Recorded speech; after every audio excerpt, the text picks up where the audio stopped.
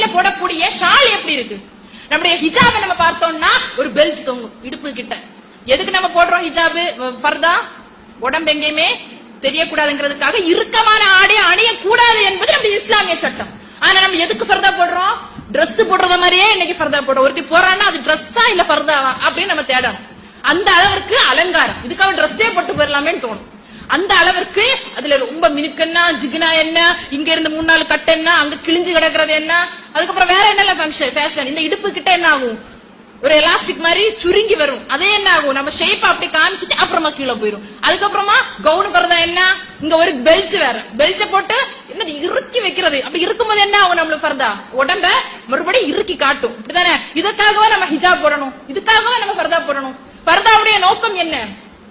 உடம்ப அலங்காரத்தை பிறர் பார்க்க கூடாது. அதே போன்றது நம்ம தலையில சுத்துற ஹிஜாப் ஒரு பெரிய ஷாலா இருக்கும். நம்ம பெரிய ஷாலை எதுக்கு தேடணும் தெரியுமா? பெரிய ஷாலை போட்டோம்னா இந்த இடம் எல்லாம் கவர் ஆகணும் அப்படிங்கிறதுக்காக நம்ம ஷாலை தேடணும். ஆனா இன்னைக்கு நம்ம எதுக்கு அந்த 2.5 மீட்டர் ஷாலை தேடுறோம் தெரியுமா? நிறைய லேயர் வைக்கணும் இல்லையா? இந்த இடத்துல நிறைய லேயர் வைக்கணும். இந்த இடத்துல நிறைய லேயர் வரணும்னா குட்டி 1 மீட்டர் ஷால்ல முடியுமா? முடியாது. 2.5 மீட்டர் ஷால் பெருசா வாங்கினாதான் சுத்துன்னு சுத்தி வைக்க முடியும். அந்த சுத்துல எத்தனை கல்லு வைக்கணும்? இந்த இடத்துல இருந்து தொடங்கி ஆரம்பிச்சு இங்க வர கல்லு, இங்க எல்லாம் பெரிய பளபளங்கிற கல்லு. எதுக்கு? நம்ம அலங்காரம் எதுக்கு? நம்ம இவ்வளவு அழகா போறோமே, கண்ணுல மைய போட்டு லிப்ல லிப்ஸ்டிக் போட்டு என்னெல்லாம் அழகா போறோம், த்ரெட்டிங் எல்லாம் பண்ணி மேக்கப் எல்லாம் பண்ணி எவ்வளவோ ஃபேஷியல் பண்றோமே. இன்னைக்கு மரணித்தோம் அப்படின்னா நம்முடைய கண்ணு 2 நாள் கழிச்சு போய் பார்த்தா குண்டுக்குள்ள எப்படி கிடக்கும்? கண்ணுல என்ன இருக்கும்? ஐலைனர் போட்ட மை எப்படி இருக்குமா? குண்டா கிடக்கும். மூக்கு எப்படி இருக்கும்? மான்ஸ்டரோட ரொம்ப கேவலமா இருக்கும். அந்த அளவுக்கு நம்ம மூக்கு இருக்கும்.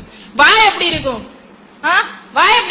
ரொம்ப போட்டு மினுக்குறோமே நம்ம சுண்டு, நம்ம லிப்ஸ் எப்படி இருக்கும்? லிப்ஸே இருக்காது. அப்படித்தானே? அந்த நம்ம பல்லு உந்திட்டு நிக்கும். அந்த அளவுக்கு தான் நாளைக்கு நம்முடைய நிலைமை இருக்க போகுது. இந்த முகத்தை நம்ம அழகா காட்டுறதுக்காக இருக்கிறதே அழகுதான். அல்லாஹ் நம்மள அழகா தானே படைச்சான். அழகு இல்லாம யாரா இருக்கீங்களா? அழகான கை, அழகான கால், அழகான கண்ணு, அழகா